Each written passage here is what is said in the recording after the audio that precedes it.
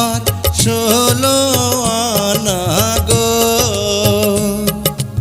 ও ও সখী বলি যে তোমায়, এই বয়সে একা থাকা বড় দায়। আরে এই বয়সে একা থাকা বড়